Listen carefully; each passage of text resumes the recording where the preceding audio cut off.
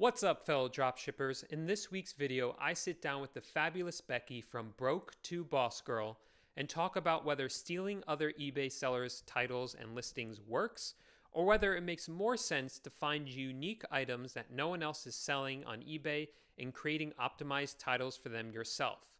If you don't know who Becky is, she runs the YouTube channel Broke to Boss Girl, but quite frankly, at this point, it should just be Becky the Boss Girl because she is absolutely crushing it on eBay right now, doing eBay dropshipping like I am.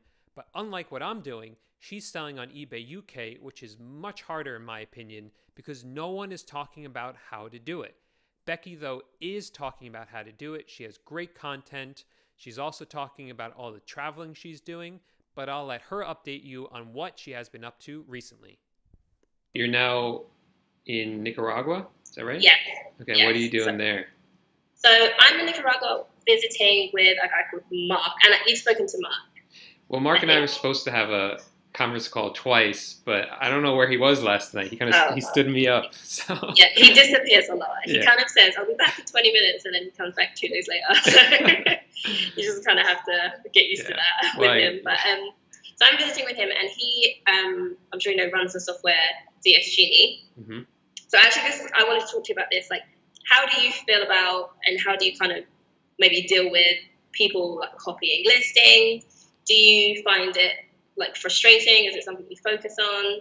Mm-hmm. So I assume you're asking because Mark's software, that's what it does, right? It copies people's listings. Do that. Yeah. So at first, the first time I noticed it really annoyed me. I was like, I spent so much time on this, and now they're copying me. But what I've noticed is that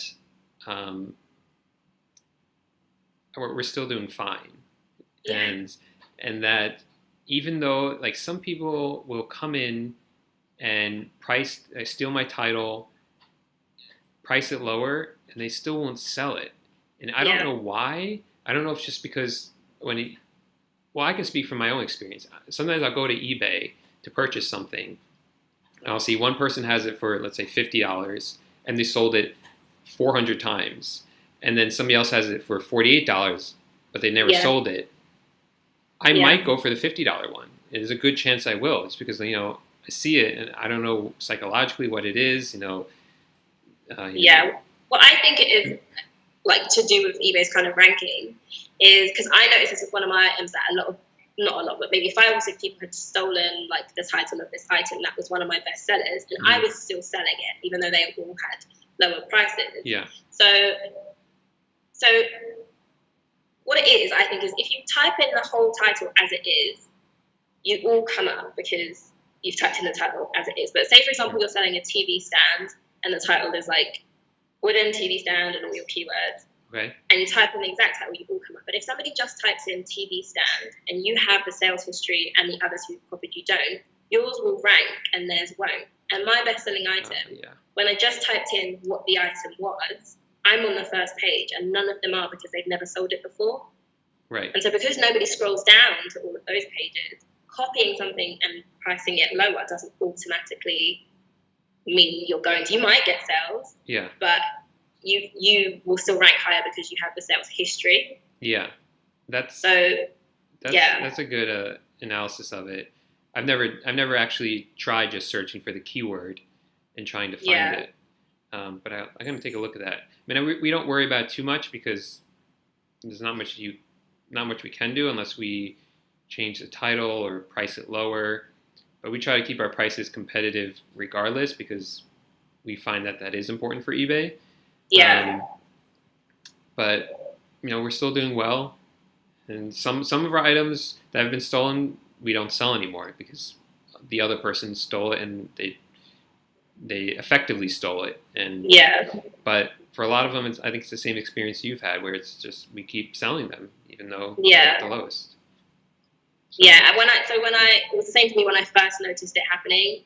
I was really like discouraged because I thought that was going to be, I thought once people discover my store and start doing this, it's going to be the end of it, basically. It's going to slowly taper off until I don't make any sales. But that just hasn't been my experience. I'm still making sales either on the items that people have copied or on new items. So I'd say like every month I have a new bestseller.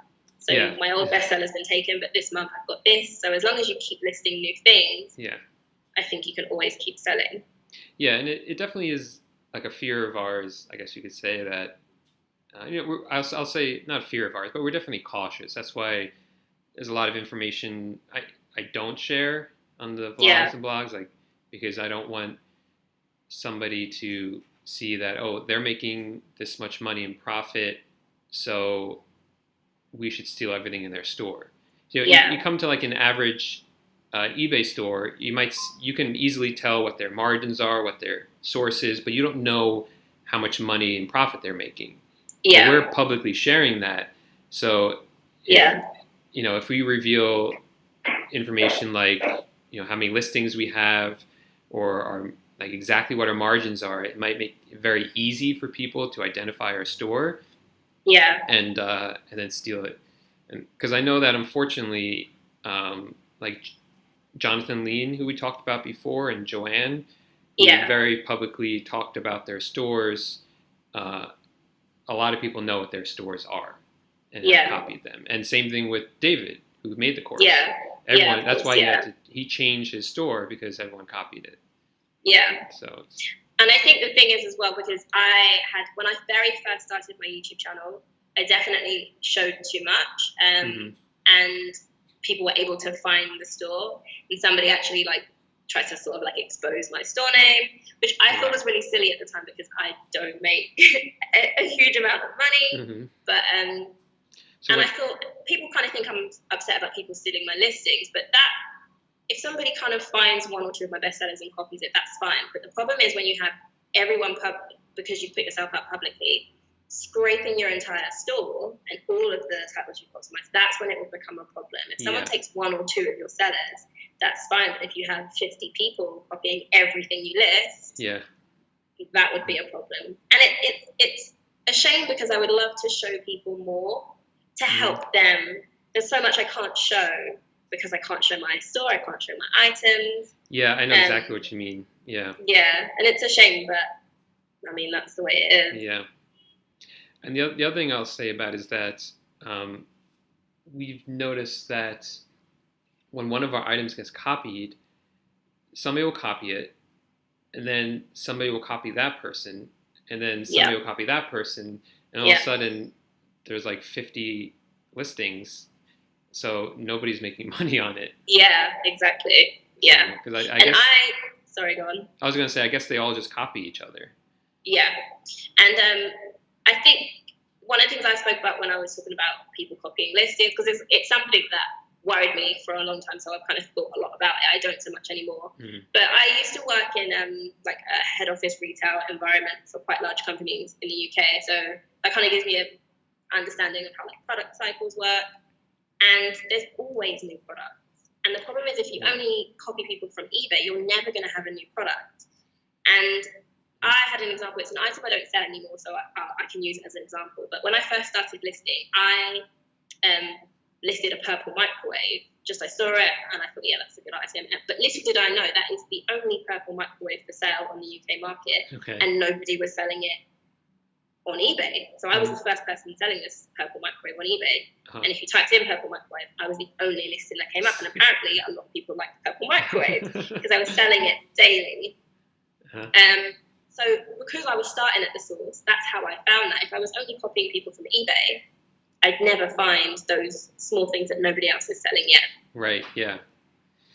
Yeah, one of the first, I guess, the first big seller I had was just this item that I was sitting on my couch, and I was just thinking to myself, like, what would I go onto eBay to buy that I wouldn't go to Amazon to buy?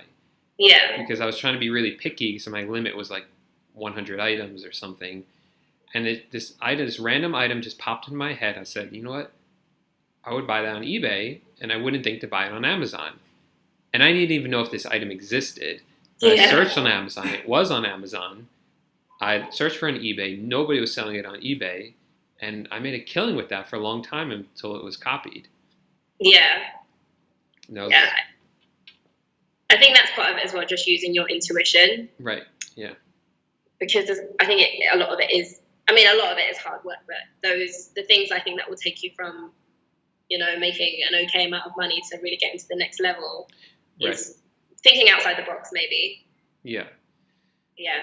Yeah, because I think there is, at this point we're just starting to list pretty much everything. But at first we were being very picky, and still the items, like I'll see an item and I'll say like this I think this is gonna sell, and 75% of the time, maybe 60% of the time, I'm like right about that. Yeah. And like probably the second item that sold really well on our store was, I was just on Home Depot, just scrolling around, and found this item. I looked at the price and I said, like, wow, like that's a good price for this item. Yeah. And I listed it, and that was one of our best sellers. Like I remember one day I sold 7 in one day, and I was just like, oh my God, I sold 7 of these. Yeah. Like, I was going crazy. That's crazy. Yeah, so that, like what you've just said, is my main criteria for picking something to list, like good value. So if I see something and I think that's really cheap for that item, then I know I can add 40% and people will still purchase it because it's still a reasonable price to pay for something. Yeah. So when I'm looking for things to sell, that's something I look at, which is good value. And then again, if I were to try and sell in the US, I wouldn't be able to do that because first it's in dollars and I'd have to convert it. And then some things are just worth different amounts in the US versus in the UK. So it's interesting. I think it would be interesting when I try to sell in the US, how that would work. That being like one of my techniques, how would it work in the US for me? Yeah. And then, we sell those items first. We get the jump start before people come in and copy it. So, Yeah. You sell enough of those items, like being the first to market for those, and, you can make good money before you get copied. Yeah. Yeah. And do you find, because I know a lot of people say they find when you list consistently, you get sales consistently, which I do find. But what I find interesting is that when I list, if I sort of stop listing and then start listing consistently and sales pick up, the new sales aren't necessarily the new items. Yeah. Do you find that as well? Absolutely. And I'm trying to figure out why. My only thought is that eBay just rewards you for spending more money on eBay. Yeah, I always find that when I start to list, so when I got HydroLister, obviously I started 150 items a day, and my sales picked up, but it was none of the 100, maybe one was like one of the new ones that I listed, and I always find that really funny that sales do pick up, and it's the old items that have been there for like 3-4 months that start to sell. Yeah, it's strange, but it's a mystery. When in the beginning, somebody had told me something like that. They said every day just log on to eBay and do something. Yeah. Because if you don't do anything, around, revise, do something, and that's what I do every day. I do something. Yeah. I pretty much sit on eBay like the entire time I'm awake. I'm just logged into eBay, kind of like clicking around just to see like what's going on. Right. Yeah. So, yeah. Cool. So what do you think? So Christmas is obviously going to be crazy. And I've kind of been thinking, I'm expecting January to slow up a bit. And my strategy, I guess, is to list as much as possible in December so that when January comes, I'll make up for the less sales in the fact I have more listings. For a course or something? So yeah, I'm working on a course. Oh yeah, so that is something else. Yeah, that is branching out, yeah. I'm working on a course, and like the same with your Amazon thing, I've mentioned it, but I haven't like done an announcement. Okay. And that's just because I don't want to set a date, because if it's not ready, I would rather delay it than publish something that's not as good as it could be. And the reason why I wanted to do a course is because obviously I took the David Boot course, but I haven't come across any courses that are specific to the UK. And there are quite a few differences. Like some specifics are like uploading tracking. That's not a requirement if you dropship in the UK. eBay doesn't require you to upload tracking. Really? Yeah, you're not marked. You can be. So I very rarely upload tracking. It's not something you are like marked against. So, and just other small details like that are different in the UK selling on eBay than in the US, and different ways to handle things. So I wanted to do a course for the UK because I had to kind of translate some things from the David Book course into the UK, and I have a lot of questions about how that's done, sources, and that sort of thing. So yeah, I want to do a course that's specific to the UK, but I don't have a date for it yet because I want it to be very, very good. So yeah, that's a really good idea. That's I'm sure there's gonna be a lot of people who are gonna use that. Yeah, because I didn't want to do a course because I kind of thought, am I like good enough to do a course?